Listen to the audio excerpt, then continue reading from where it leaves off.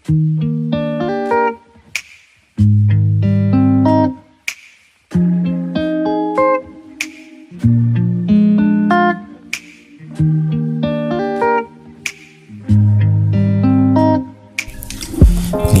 ko ang lahat para lamang ako'y di mapag-iwanan. Isip ay pinapalawak, parang kalawakan, hawak-hawak ang bumila pa ilangan ang aking kaisipan.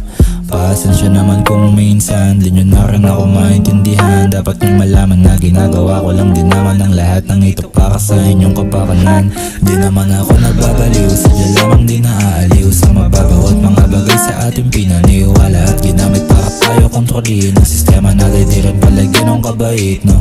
Kahit paanong gawin, kahit anong pilit na siksik pa, wala ganun pa rin. Doon ko natuklasan ng mga bagay gaya ng para makamit ang pangarap sarili ang dapat na baguhin. Babaguhin ang sarili, tuklasin ng mga bagay kahit pa hindi ko hilig madapa ng ilang ulit at matutumulo sa paligid at malugi muna bago pa yung mula pumaligid.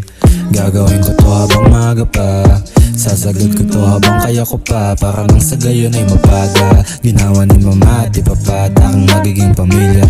Di na uso ang tamad sa aking circle na binubuo, lahat sila pumapalag. Yung mga hindi kaya kumapit ay nalalaglag. They can connect, there's no connection kaya utak naglalag. Pasintabi sa mga minsan tinabla, pasensya na kasi meron pinaghahanda na malaki ang inyong kapad. Di ko kaya na sayangin ang aking mga oras at enerhiya. Man ako nagbabaliw, sadya lamang di naaaliw sa mababaw at mga bagay sa ating pinaniwala at ginamit para tayo kontrolin ang sistema natin. Di rin pala ganong kabait, no? Kahit paanong gawin, kahit anong pilit na siksik pa, wala ganun pa rin. Doon ko natuklasan ng mga bagay gaya ng para makamit ang pangarap sarili ang dapat na bago.